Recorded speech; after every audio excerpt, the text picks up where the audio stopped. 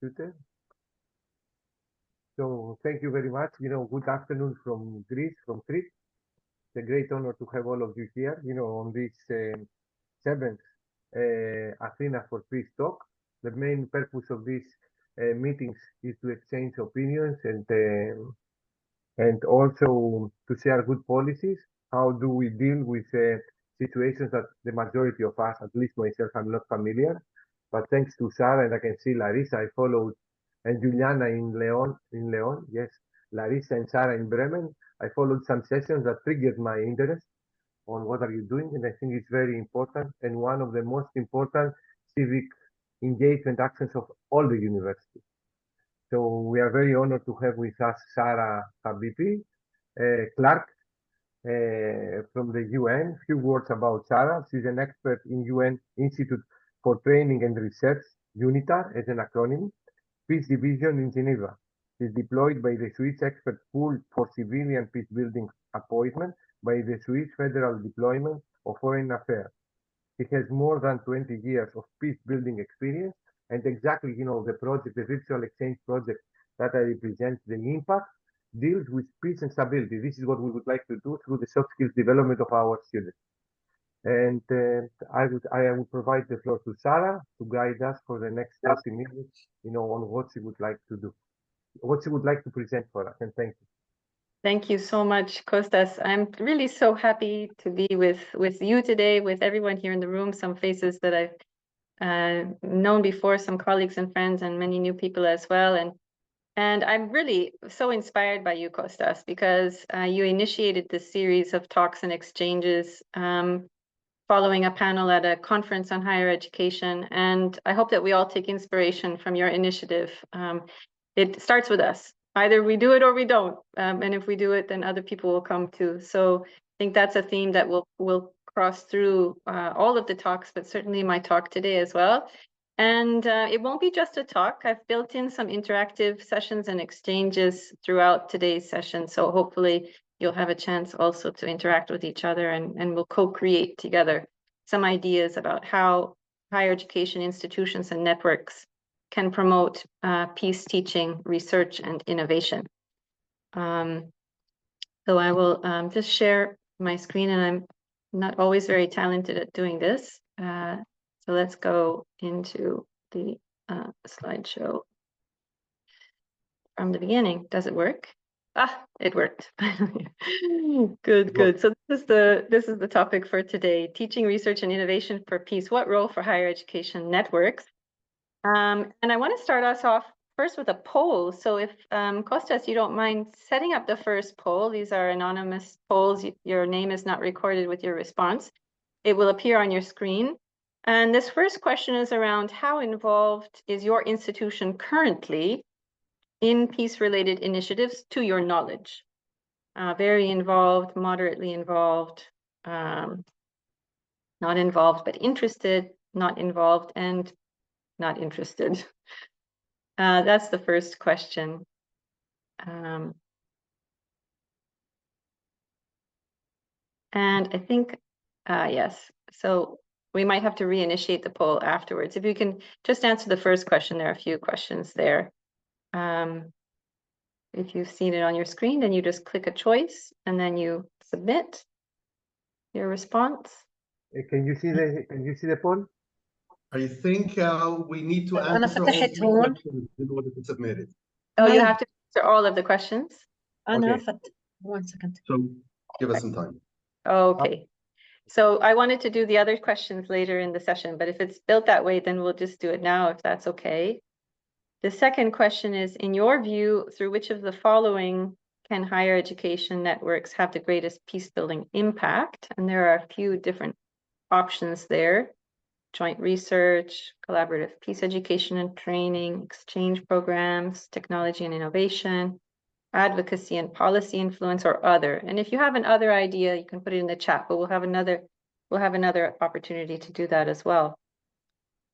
And then the final choice, which I actually wanted to ask you at the end of the session, but we'll come back to it. You can remember your response, which is what in your mind is the most important next step for your institution to enhance its peace building role?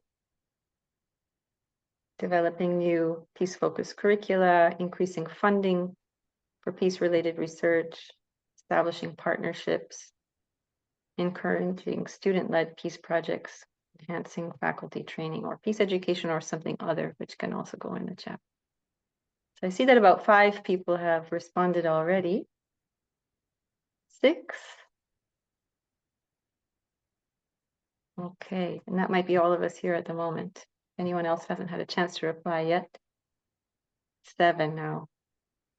So out of these sort of preliminary results, it looks like of the people in the room today, it's actually encouraging to see that about half say that their institutions are moderately involved in something related to peace. Already that's good. None seem to be very much involved. I'm not surprised by that. Hopefully we can also be the motors for getting some more action in our institutions towards this end. And as I look at the preliminary results under question 2, at the moment, the most popular responses about promoting peace-building impact through exchange programs for students and faculty, and followed by collaborative peace education, some interest in technology and innovation for peace, and some joint research projects, and a little bit on advocacy as well. So we'll see how you feel about that at the end of today's presentation. There might be some new ideas that come forward. And then best or most important next steps for your own institution to enhance its peace-building role. I see some high responses under enhancing faculty training on peace education, establishing partnerships for peace-building cooperation, and as well encouraging student-led peace projects, and some additional thoughts on new peace-focused curricula, research, and some others, which we'll get into. So that's great. That's some varied ideas. And that's marvelous. I guess I can share the results with you. Here you now see it. So here was the result on the current engagement in peace-related activities. Some of the keys for impact in higher education institutions and networks. And then some of the next steps that the people in this room see as important for their own institutions going forward. Very interesting. All right. Well, let's continue.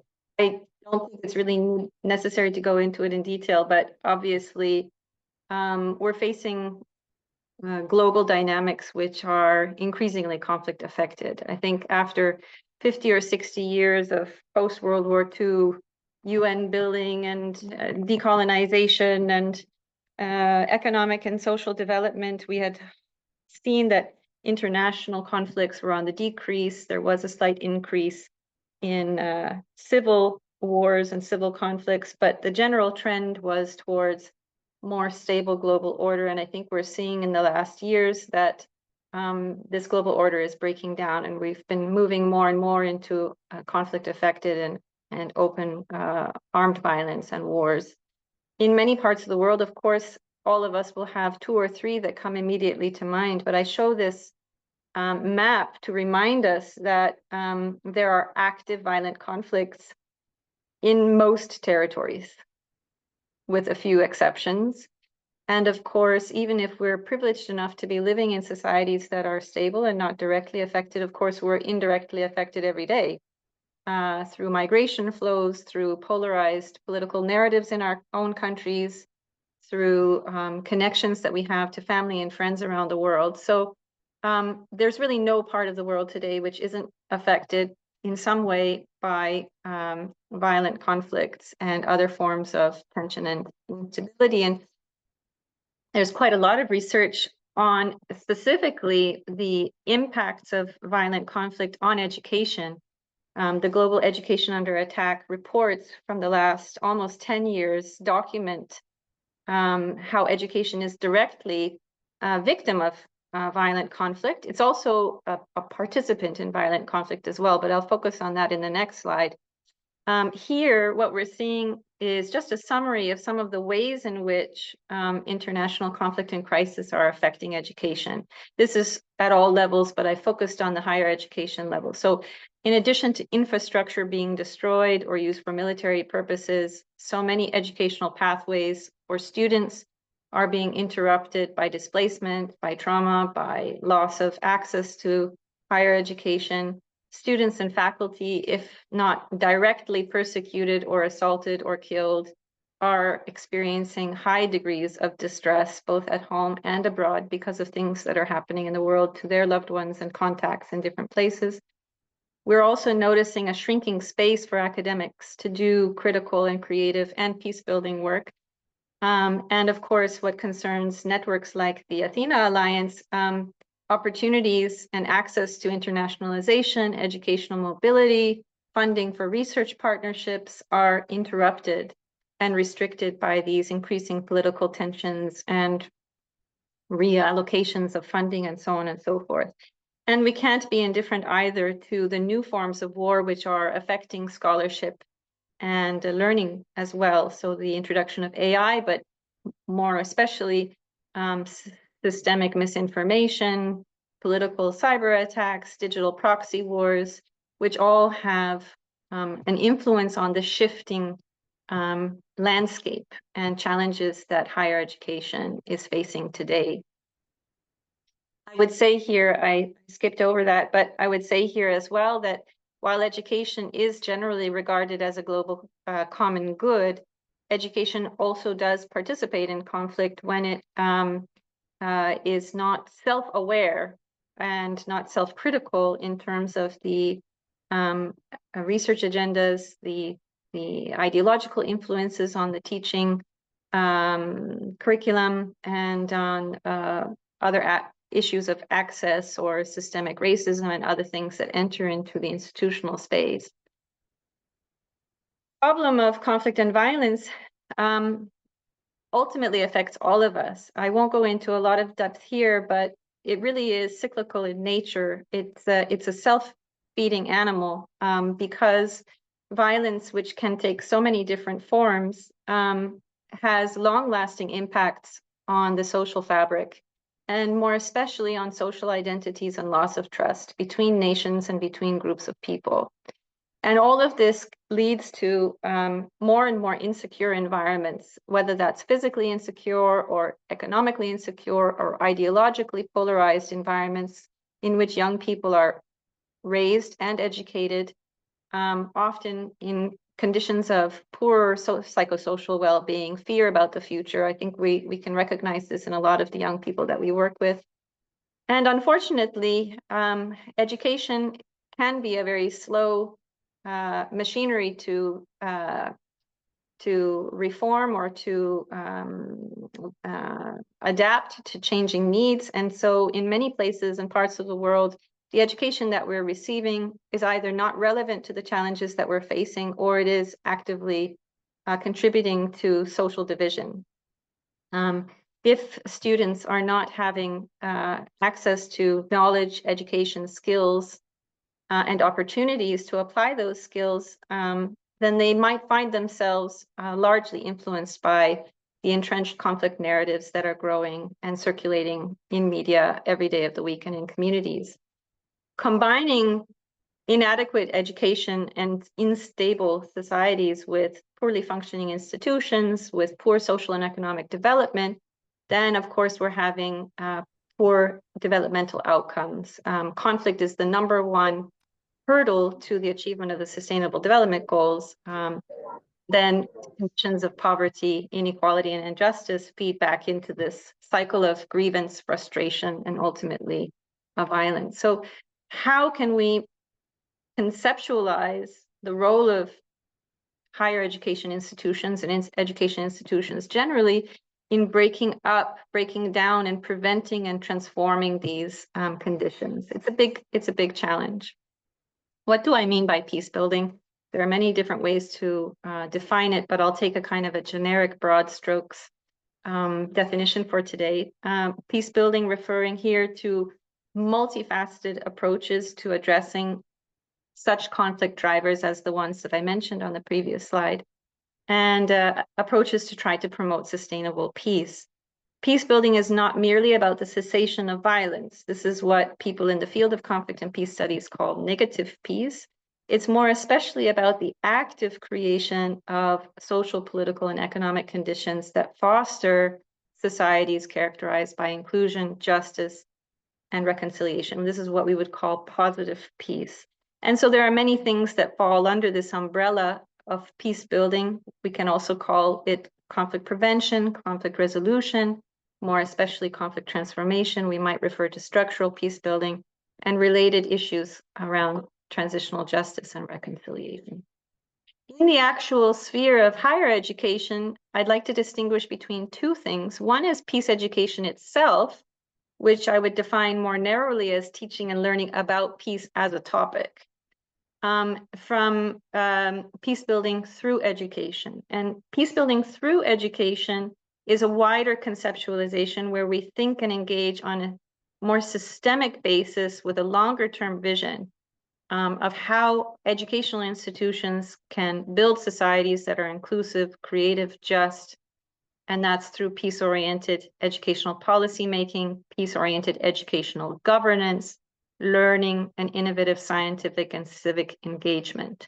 So peace building through education is a more systemic view. And here it becomes important for us to reflect on, are we being coherent in our educational culture with our educational values, in the ways that we're governing our institution, in the ways that we're forming our alliances, in the kind of instruction and competences that we're trying to engage students in, and so on and so forth. And I dare to say that what we typically refer to as quality education is not necessarily peace-building education. And the sad testimony to that is that many highly educated, highly accomplished societies have been caught into the waves of war and destruction. It's not a matter of education per se, or high educational attainment per se, that is the highest predictor of peaceful societies.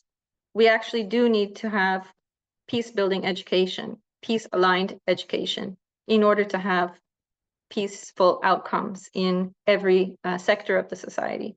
So education in this regard is not neutral. In many parts of the world, education has a very ideological nation-building agenda approach. Those are sort of manifest instances where education is serving a conflict agenda. But at the same time, if we simply neglect the peace-building role of education, we can inadvertently contribute to cycles of conflict and violence. So we need to be more mindful. And I dare also to say that while interpersonal peace-building is good, which is where exchanges between students and faculty come in, this is good. The human connection is a starting point, a necessary starting point. But sadly, it's not enough. We have to develop much more ambitious peace-building agendas that are systemic in nature. And the institutionalization of peace-building in this regard matters a lot, because like the people in the room, each of us can be individual champions. But if we don't have that institutional support so that it becomes systematized in our universities and our networks, there will be natural limits to what we can do. So pushing for institutionalization of peace building is one of those key entry points. Peace building 3.0, you can call it what you want, but there have been different phases in the professionalization of peace building as a field of research and policy engagement and practice. And what started as Cold War diplomacy and then evolved into peace studies and peace education, now we're realizing that we need to really look systemically. We need to go beyond the political and social sciences, and we need to really think about how does each discipline contribute directly or indirectly to conflict dynamics in the world, in our own countries, with our neighbors, and how can it more effectively contribute to peace-building outcomes. And of course, universities and higher education institutions are optimally positioned to generate insights into the drivers of global conflict and to identify solutions that mitigate and transform them. And I would like to argue that we have an opportunity to do more than we've done so far. Now, back in 2016, when I was at the University of Cambridge, we received a delegation of Ukrainian displaced universities. It was the presidents and the executives of several of the Ukrainian displaced universities from the eastern provinces at that time who had been displaced after Russia had invaded in 2014. And they were coming to Cambridge for opportunities to consult on how they could consolidate and reorient, if necessary, their educational agenda. And this is what I shared with them in 2016 on possible roles of higher education in peace building. One of which is doing conflict assessments within the institution themselves and developing peace infrastructure. Another is advancing more ambitious agendas in research, innovation, and advocacy through the different departments of the university for conflict transformation and peace building. Certainly, making available teaching on peace building competences across the university for faculty and for students is a key entry point. In times of crisis, providing psychosocial support for staff and students who are affected directly and indirectly by the conflicts that are taking place in the society, and maybe possibly in their very own region. And another one which is not thought of very often is future scenario planning. What happens after the war?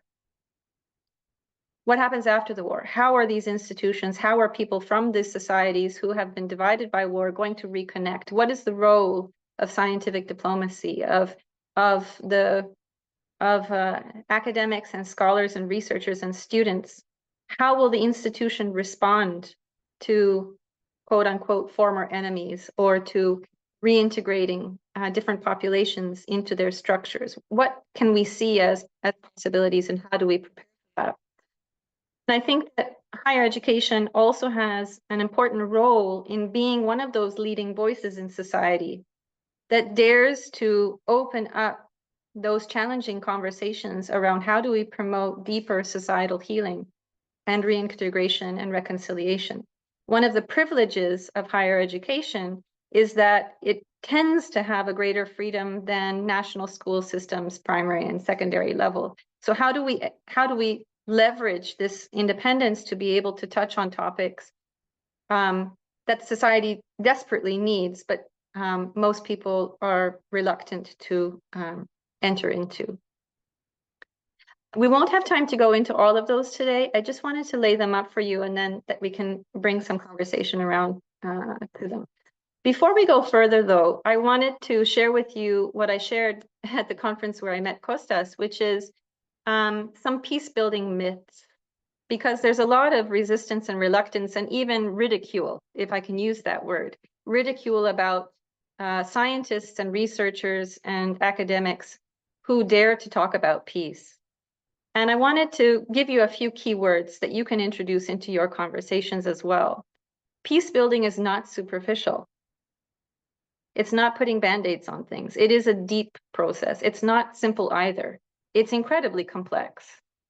Peace building is not peripheral to higher stakes agendas. It has to be core to all high stakes agendas. Nor is peace building a soft skill. As much as it has to do with relationships, it is hard. It is hard because it's a security concern. It's hard because it's political. And it's also hard because it's human. Peace building is not either flaky or pseudoscientific. It is actually now a well-established professional field. It is both a science and an art. And nor is peace building wishful thinking. It is strategic, and it's an urgent and validated international agenda. There are massive international agreements behind the urgency for learning how to and supporting processes of peace building. At that level, the discourse is well established. Peace building is also not something which is haphazard. It doesn't just happen because we do a little bit here and a little bit there. It's really dependent on foresight.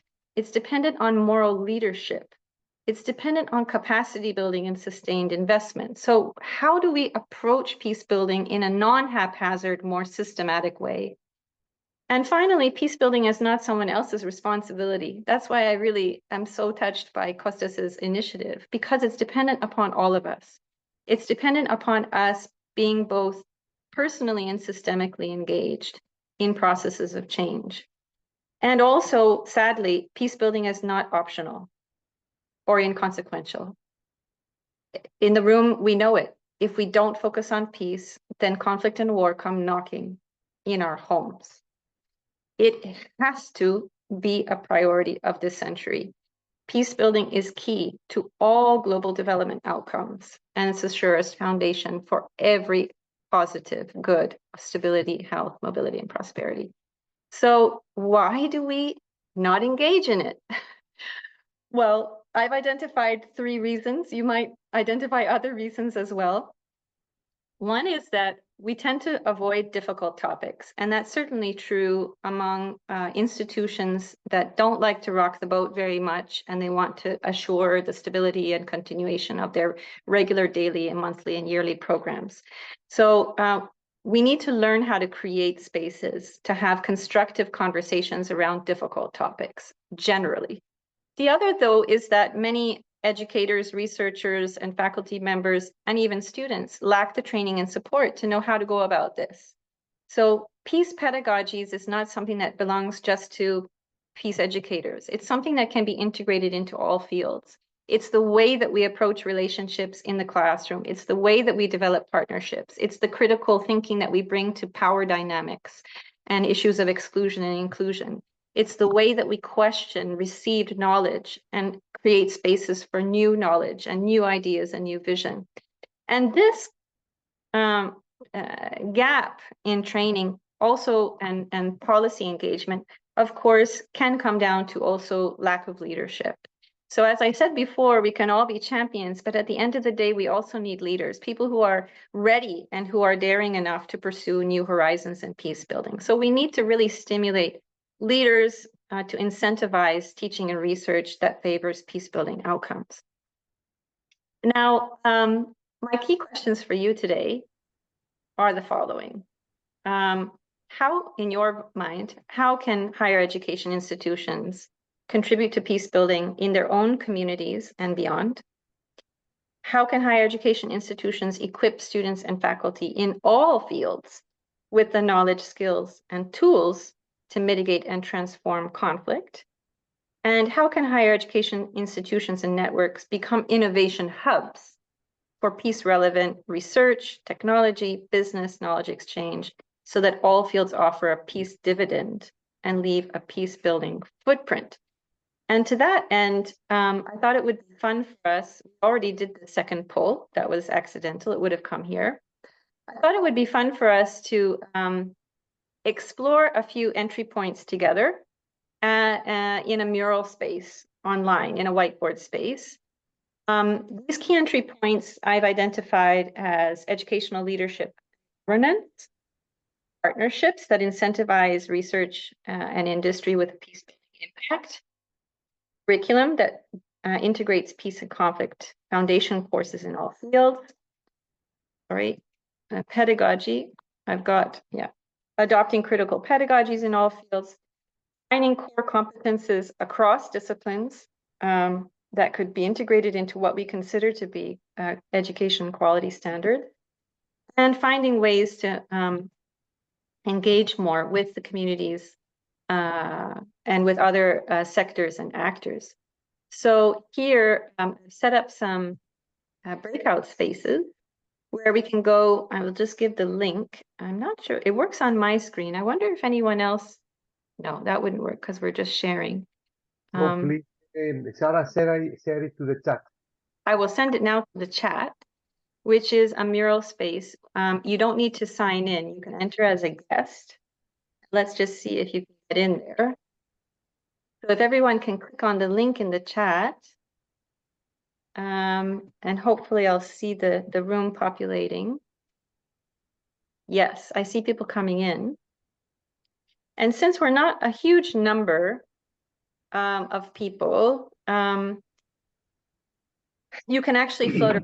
If we were a larger group, I would break us down into some smaller groups. But since we're a small group, you can explore. This is a brainstorming space, and I thought we could spend 6 or 7 minutes just answering this question.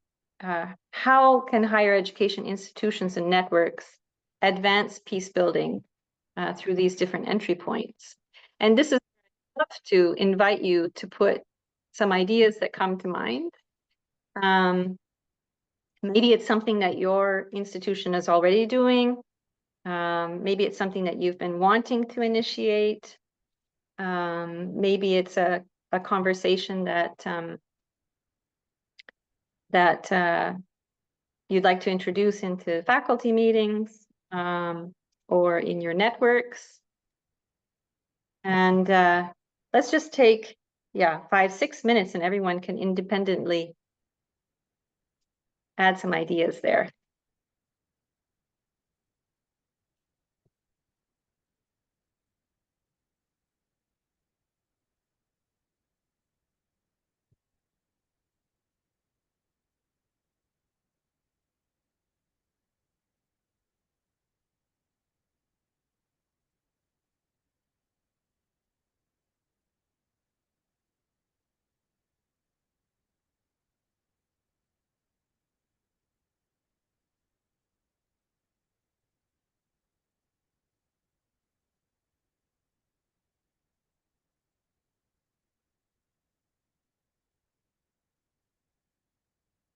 So you just click on the sticky note and then you can type your ideas.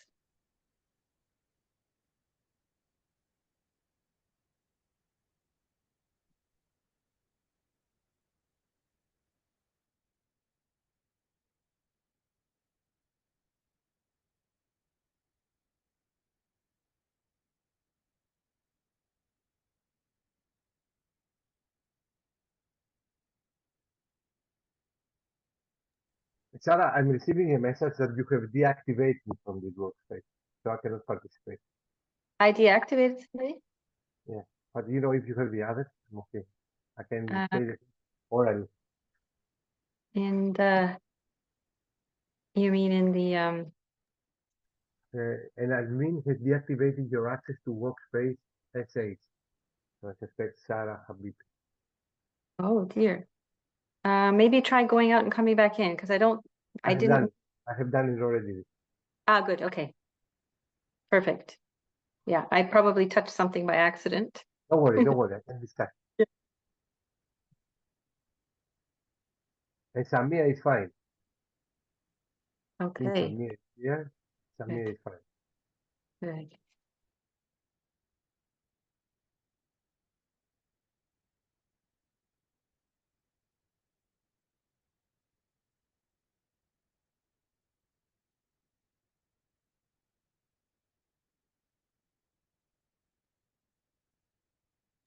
But Sara, do you have any examples of universities that they have developed this? I like it. This peace building education. Yes, I'll share with you that as we go forward. So I'm just enjoying looking at some of the examples that are being shared here in the mural. So I see under higher education leadership and governance ideas around, I'm presuming, integrating somehow peace building values or mandate into the vision of the institution, working across disciplines, encouraging, I suppose in the governance space, compromise and good moral choices, moving away from neoliberalism as the ethical framework. A lot of ideas in curriculum and teaching for peace, integrative peace education curriculum, student exchanges, collective action, intercultural competences, and UNESCO story circles, using game theory, courses on conflict mediation and resolution. That's great. Some ideas around which cross-disciplinary peace competences we'd like to see brought forward. Another set of great ideas here: inclusion, compromise, debate. It's incredible how much we don't really dig down into different perspectives and compare. We are afraid of debate. I wrote debate because we are afraid to talk. Absolutely. We're afraid that if these issues come up, what will happen to us? Exactly. And then we lose control over the space. And so that makes people afraid, as you said. Language and communication, conflict sensitivity and conflict analysis. These are really skills. They're skills that can be learned. Higher education partnerships and networks, programs, vocational education programs. I think that's what that's referring to, VE, international solidarity, knowledge as a public good, and community engagement, free education, citizen science, community relevant research, peace advocacy, public dissemination. So lots of great ideas, and we can continue populating with ideas as we go through. I might come back now to the presentation. Let's see, I should go back here, I think. Is that where I am? Yes, right.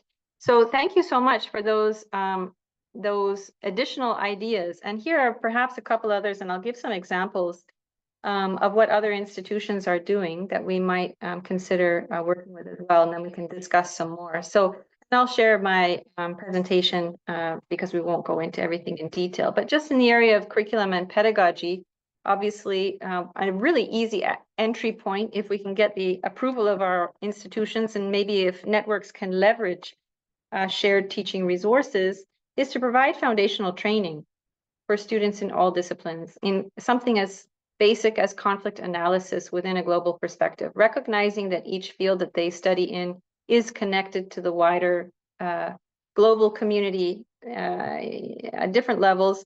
And what does it mean to have conflict analysis in our field? And why is it important to consider pursuing peace-building outcomes in the sector that we're engaged with? We can also increase the range of peace and conflict specific courses. And as well, especially the work that I've done with my colleague who's in the room, Larisa Kasimugic from the University of Sarajevo, finding ways to integrate peace pedagogies across the curriculum. So even if you're not talking directly about peace, there are pedagogies and competences that help students and faculty members to dig below the surface, to ask those difficult questions, to introduce those debates, to look at the power dynamics around our field, and to bring more awareness and more ethical engagement with our fields. And of course, introducing experiential learning opportunities and developing peace competences by connecting our classrooms with real world contexts with a peace building perspective, so that we can connect the classroom to social change. There are so many cross-disciplinary peace competences, and we may not even think of them as peace competences, but they are. Active listening, intercultural dialogue, nonviolent communication, conflict analysis, problem solving, creativity and leadership. And there are many more which aren't figuring here, but bringing again that attention to it so that we give priority, no matter if we're in STEM subjects or if we're in humanities or social sciences, that we bring these competences intentionally into our classrooms and into our teaching methods and approaches. Science and industry for peace is something that we don't think about perhaps every day of the week, but actually we need it more and more. And a lot of the everyday technologies that we use have both conflict and peace outcomes. Internet, conflict and peace outcomes. Social media, conflict and peace outcomes. On the one hand, we're much more connected, and on the other hand, we're living in algorithm bubbles where we only see our own perspective. How do we bring science and industry through higher education training, through higher education research partnerships and innovation labs into a greater peace building space? How do we incentivize the pursuit of science and industry for peace and drive the creation of new technologies that will support peace building? We also want to think about, are we being ethical, but not just ethical in our research and our applications? Are we being conflict sensitive in our research programs? Conflict sensitivity, not to get into it in detail, but conflict sensitivity is about looking beyond our narrow work stream and work plan and saying, how might I directly or indirectly, advertently or inadvertently, be contributing to a conflict supply chain, to conflict dynamics? Am I excluding people that should be included? Am I partnering with organizations or industries that profit from conflict? You know, am I disseminating information in the right places? Am I leaving people out? Is there equity and inclusion in my own research team, in my own department? So looking with a conflict sensitive lens, we can really check all of our aspects and make sure that we're being coherent between our principles and our engagement. And another thing, of course, extending that conversation about research and partnerships for peace, thinking more and more about how do we make policy relevant research and applied peace building research in each of our fields. This is really scope for both creativity and for advocacy and for agency, social agency, so that the university space, the higher education space, is not separate from society, but really engaged with it. How do we support the work of policymakers and other sectors and civil society to engage with evidence-based solutions, right? So building academic partnerships and networks across divides, strengthening peace-building partnerships with societal actors from government down to civil society and with other international institutions, supporting academics and students to bring a greater focus to their projects and to their teaching, and of course, participating in multi-sectoral dialogue platforms so that the work that we're doing contributes to shared knowledge and shared creativity and innovation. Here are just a couple of examples. The University of Sarajevo Peace Education Hub, again, Larissa, who's in the room, is the director of the Peace Education Hub, and the hub functions as a locus of knowledge generation and exchange, and a connection between the university and the wider society and other universities abroad, and international partners, and is a space for generating these conversations increasingly across disciplines. There's also the European Peace Alliance, which is called UPeace, or European University for Peace, but it's actually a consortium of 9 institutions that have come together and beyond the academic sphere, but also in which there are academic partners, is the Alliance for Peace Building, which is a huge international network. And these are spaces where academics and professors and students can also engage and connect with other people. There's some good examples. Campus dialogue and community engagement, as you were saying, becomes really important, especially as things are heating up in the world. There are a lot of protests on campuses, and university administrations don't quite know how to deal with them. And instead of having the lid blow off the boiling pot, maybe we can be more proactive in creating spaces for meaningful dialogues and conversation, and for sharing of both thoughts and feelings, but in a way which engages our communities and creates connection instead of breaking connection. So developing outreach activities, providing opportunities. And here the University of British Columbia in Vancouver, Canada, offers an excellent model of their commitment to community engagement. They have a very systematized conceptualization framework of how the university engages with the society around them. So community engaged learning, practice-based learning, public dialogue, citizen science, policy labs, science shops, deliberative democracy, connecting research and scholarship to community concerns, and so on and so forth, having community participation in curriculum development. So many good examples. Not least, peace-building leadership for education, peace-building education in higher education. So developing the university's peace-building mission and being a real, a policy and visionary lead for the institution as a whole. So I'd like to open the space. We have more that we could talk about. I did want to just mention, again, there isn't time to get into it in detail, but we could discuss it ourselves.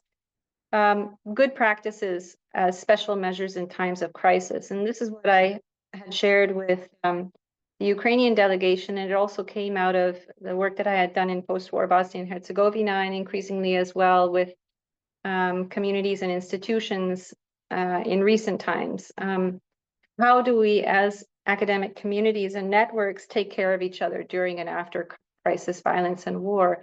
And these are the 4 keys that I would recommend to everyone. So really looking at, are we providing attention and systematic psychosocial support to staff and students who are experiencing crisis? The institution has a role to play in providing that support.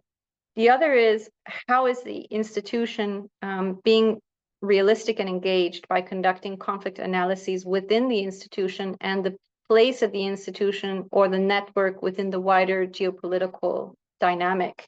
And how can we go about being more systematic in building our peace infrastructure? And as I mentioned before, giving some time and space to future scenarios planning and supporting in the longer term scholarship that lends itself, scholarship and outreach that lends itself to societal healing, peace building, and reconciliation. So I'll stop there just so that we can have a few moments to open the floor and get some other experiences in the room and ask some questions and have some exchange. Thank you, Sara. Yeah. Thank you very much. It's very nice. I have some questions, but I provide the floor first to the audience. It was very, my first request is like to share with us your transparency, if this is possible. I think that they can work very inspirational for all of us to be educated and also to do activities and action. Yeah. So if, I can open the discussion, I will start in the reverse order. So you mentioned in your work in Cambridge and what you have done in order to support the Ukrainian colleagues during and after the conflict. But my question is like how the universities they should be prepared, or they should prepare their citizens before any conflict happens. This is my first question. What they should do. Yeah. I have other questions, but let me stop here. Why don't you ask all of your questions and maybe other people can all right. Okay. ask or type in the chat. But my second question, there is the following. Do you have any example of transition from negative to positive peace? I would like an example on this. How we have moved from a negative to a positive peace, and how long does it take, and what kind of activities we should take in order to make this big step. And my third question, and the last one that I'm facing right now, I'm facing the first time in my life a project that some part of the project they say to me, we are not going to collaborate with them. How I should deal with it? Yeah. And I mean, following your lecture, I have an answer myself. I can say that you are not a university, you are not an academic. Go. But I think that this is not the most diplomatic answer to provide. So these are my 3 questions, and there are other questions from Alexander Galgin. Yeah. Let's start with that. Do you think that the basic research may contribute to peace building? Excellent. Such as philosophical, social, theoretical. I will add and practical. I would like also practice on this because we need it very much. Yeah, for sure. Well, yeah, those were a lot of really important, and maybe you can also put just the keywords from your first questions, Kostas, into the chat as well. So I won't touch on the moving from negative to positive piece because that would take a lot of time. But yes, the whole world has been moving from negative to positive peace in a lot of ways. And as much as we feel hugely disappointed in what we see as inadequate systems and inadequate modes of governance and economic structures and so on, there are lots of problems for sure. But I think that there has been huge progress over the last 60, 70 years that is moving gradually the world community away from negative peace and towards positive peace. And I really take encouragement and inspiration from that incremental process. Important things are not won overnight. And so we have to persevere with this course of action. The other thing is that basic research, absolutely, in all fields. You're mentioning here philosophical and social theoretical, absolutely. We need to evolve in our ethical frameworks and our worldviews. Worldviews are at the heart of a lot of conflict cultures and violence cultures, and they're grounded in what we believed were helpful value systems and ideologies. And the fact of the matter is that humanity is continuing to evolve, and our problems require new modes of thinking and new solutions. If we are unwilling to call into question our existing assumptions and worldviews, then we cannot hope to create a world which is different than what we see today. So yes, absolutely, there's always a space for foundational research. And as Kostas was saying as well, practical research. I am a huge supporter and advocate of cross-disciplinary peace building. In some fields, it might be a more obvious connection. Social sciences, humanities, political sciences, we might say, okay, these are the human subjects that connect with peace priorities and values and agendas. But technology, economy, science of all types and stripes have a role to play in the way that we organize and operate in human societies, the way that we build our economies. And we can ask in TVET subjects as well, in STEM subjects as well, what is the culture of our institution? What is the nature of our collaboration? Is it equitable? Is it just? Are we producing innovations and technologies that lend to increased well-being, inclusion, sustainability, access, equity in the world, or are we pursuing outcomes that serve other agendas? So we might do that as well. And then on the topic of what to do before a crisis, so this is where prevention is the best medicine.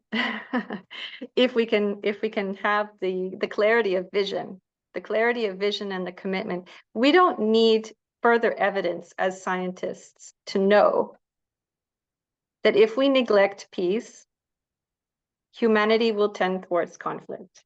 How much more evidence do we need? We don't need more evidence. The science is there. So we know that we have to invest in health. We have to invest in peace. And to do that, it's great to be proactive about providing universal access to peace education, the same way that we would want to provide universal access to basic health. This is core to human well-being, and we need to learn how to do it.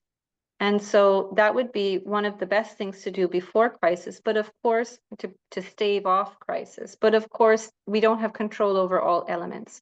And therefore, when crisis hits, it's very important to have alignment in values at all levels of our structures.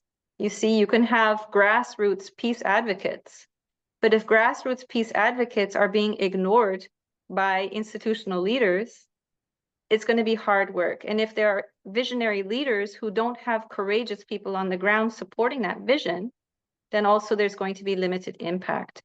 So especially around the area of intercultural competence and gaining peace-building competences that have to do with critical thinking, having multiple perspectives, as you were saying before, Nava, debate, being able to decenter our own perspective in order to look at things from other points of view, having critical digital literacy, recognizing that not everything we see on the internet is true, recognizing that we have moral autonomy, and just because people that are employing us or people who are grading us may have other political stripes doesn't negate our moral autonomy.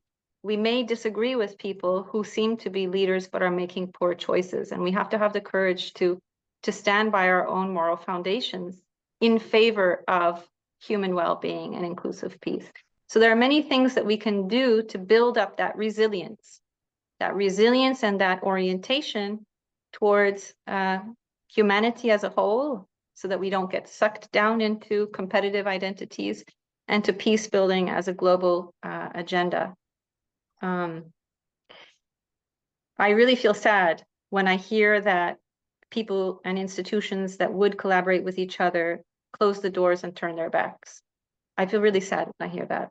And this, I'm telling you, because I have this experience many years. It did not, this Yeah. is my second time, but this happens. Yeah.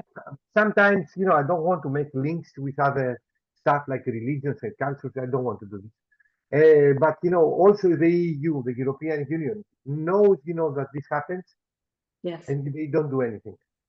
Yes. The European Union also should act on it. Should not Yes. happen. I mean, you cannot be, like say, in a university and stop the dialogue. I mean, Yeah. you are not belonging to this area. I don't know where do you belong. It's up to you. Absolutely. And maybe there are other people in the room who have strategies. I really invite now that we open the floor, because I'm sure that everyone in the room has some experiences or some strategies. How do you stay the course and stay committed to connection and to peace building in your environment, knowing that probably everywhere that you are, you're facing some of the challenges that I highlighted earlier? Would anybody like to share some that you use or that you'd like to use going forward?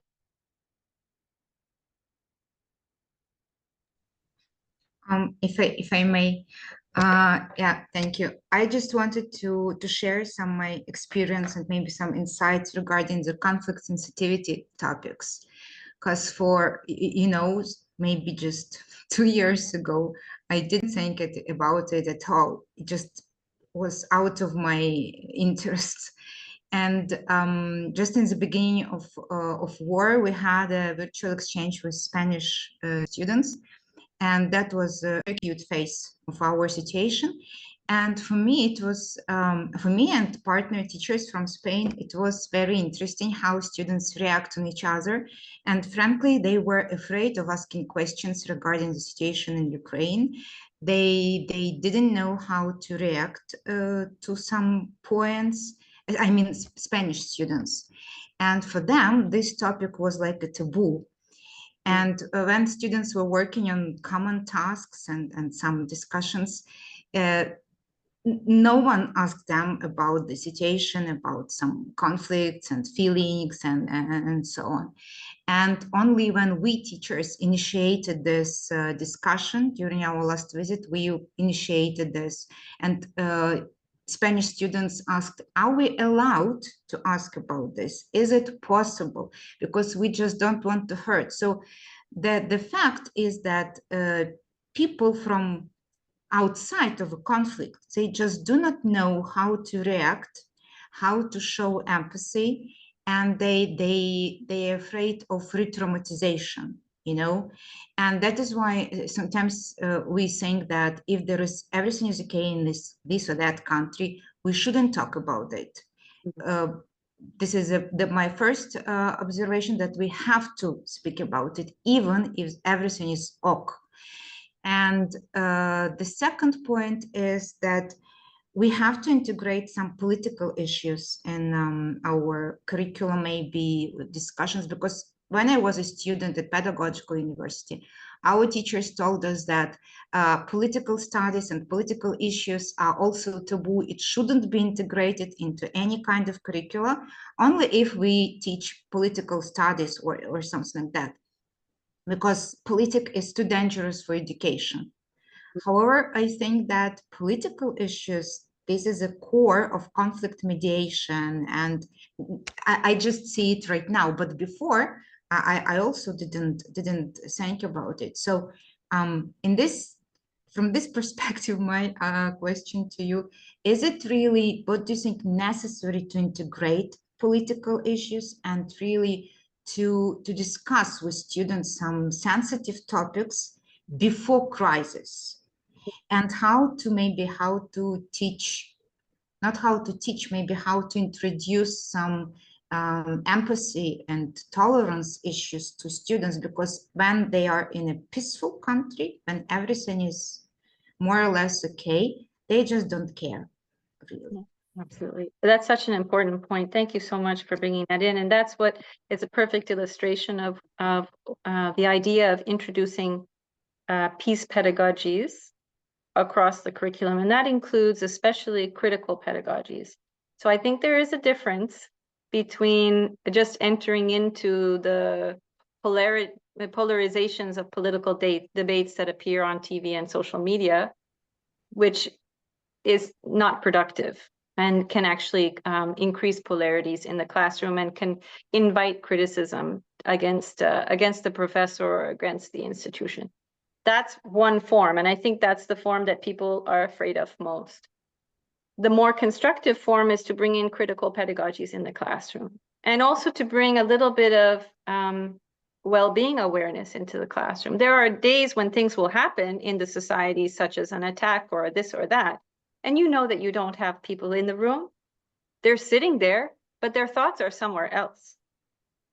And I think it requires a certain amount of humanity and sensitivity to say, okay, guys, let's just take a few minutes and let's empty what's on our hearts and what's in our minds now for a few minutes. And then after we do that, then maybe we can move on to the topic for today. Professors are no longer bound to being inhuman robots, as maybe in the past we were somehow expected to be. We are human, all of us. And we also have to understand learning science, cognitive science as well. You can't engage with people in learning processes when they're in a state of distress. So creating those little windows for reconnection can help the whole room to regulate and then enter back into the learning or collaborative process. In terms of the sensitive topics, again, the way we structure it, are we bringing that topic to the room just to talk about the different political views, or are we asking critical questions? What does this mean for me? What would this mean for my neighbor? What would this mean in the short and the long term? What options do we have? Are we thinking about this issue fully, right? So critical thinking around politically sensitive topics can be very constructive if it leads to a fuller understanding of the issues and a deeper engagement to make an ethical choice and to act upon it. I think maybe Nava, you want to say something here. You actually touched on something that I wanted to continue to contribute. Unfortunately, one thing is to talk about peace when you don't have a war, but it's another thing to talk about peace during war or between wars or between, I don't know, ups and downs. Because, as you mentioned, sometimes it's in the class, present in the class. It's not just educating for peace in case you meet somebody. It's a existential, something existential. Another thing is, what do you do after the effect? How do you educate people who already experienced this is different because they are no longer in the same state of mind. Exactly. You know? Exactly. So how do you educate for peace after war, or how do you educate for peace during war? All these things are a little bit more complex.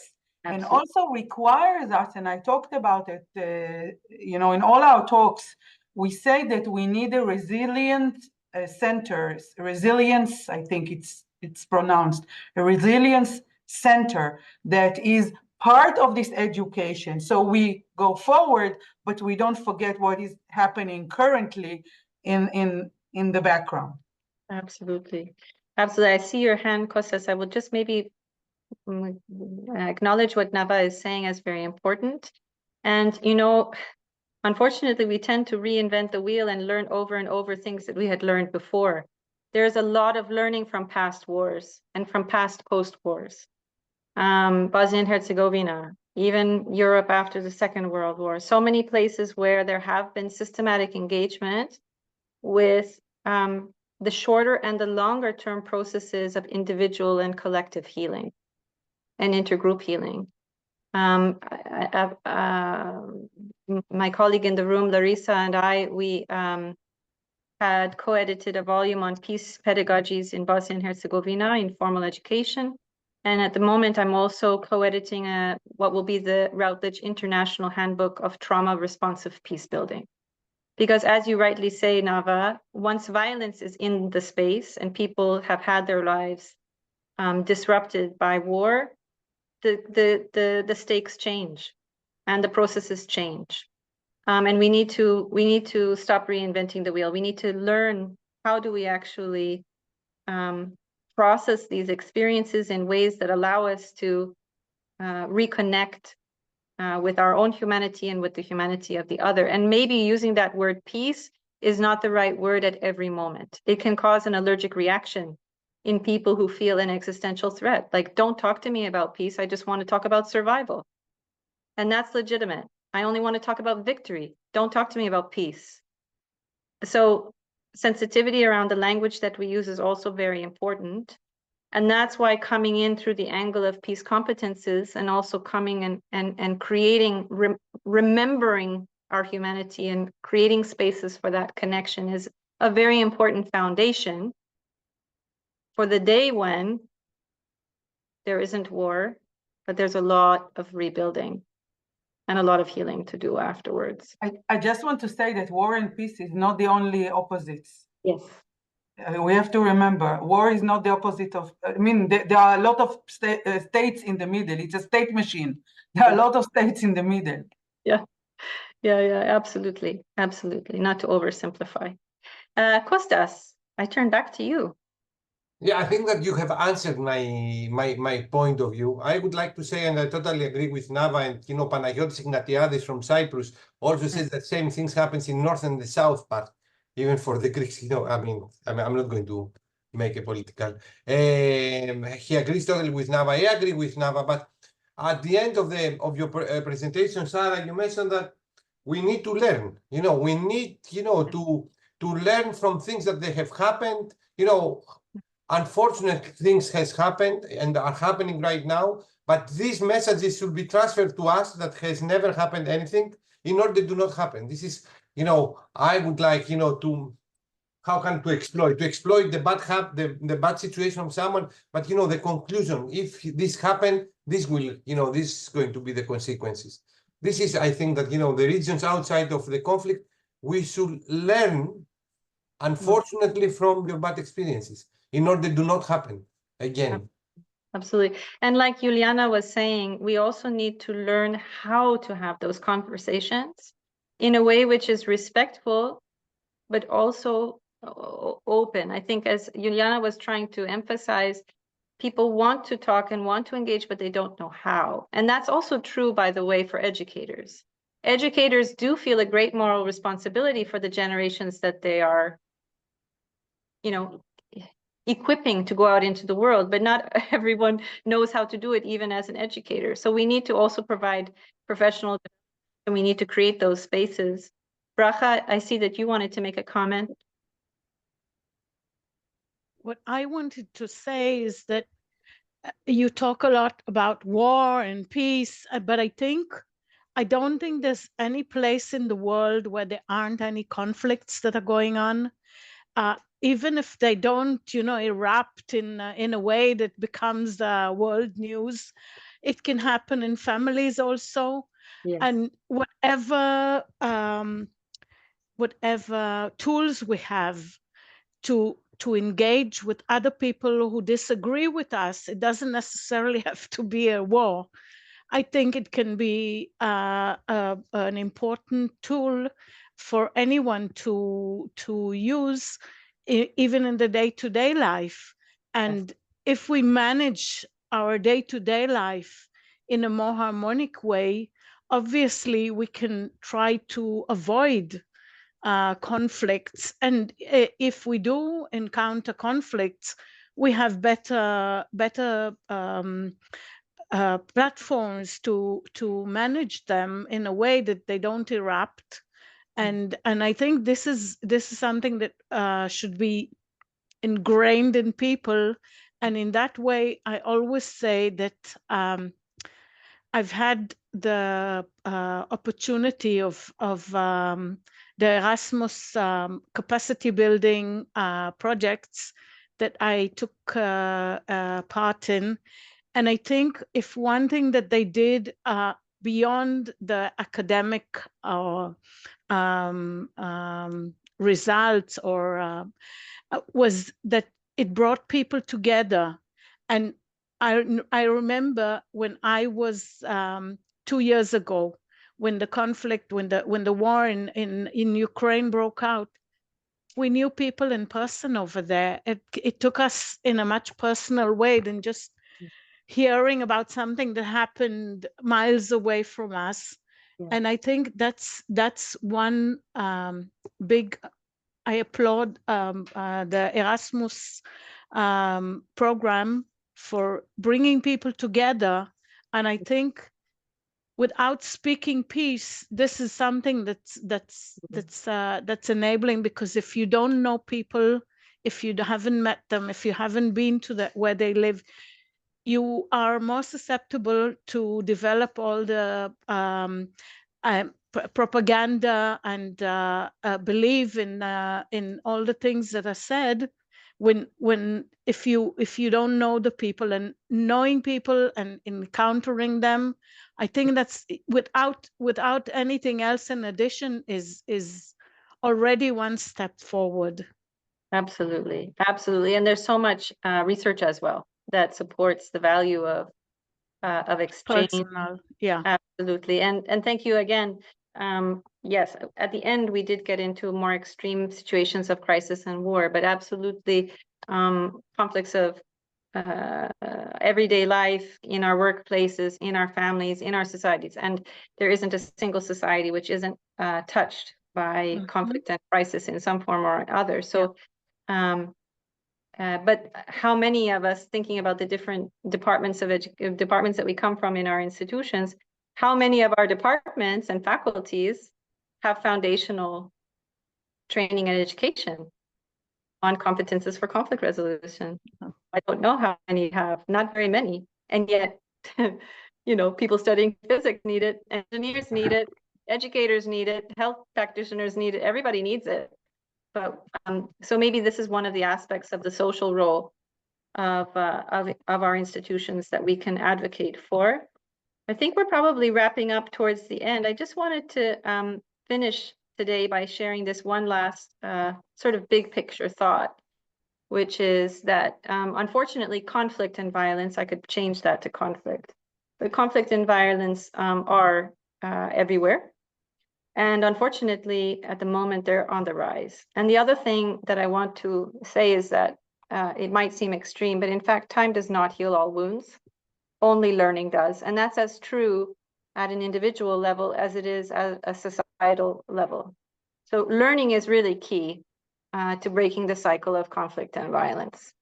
And I really hope that each of us leaves today with a stronger conviction that these proactive approaches to peace building through higher education and through the rest of our lives can help to increase our resilience, as you were saying before, Nava, and transform the drivers of conflict and help us to build better our communities, our families, our societies, and our institutions. And really starting with the conversation is good, introducing foundational training is good, but these educational responses really must be strategic and systemic. And the more that we can invest in systemic engagement with conflict prevention and conflict transformation, the better off we will all be going forward.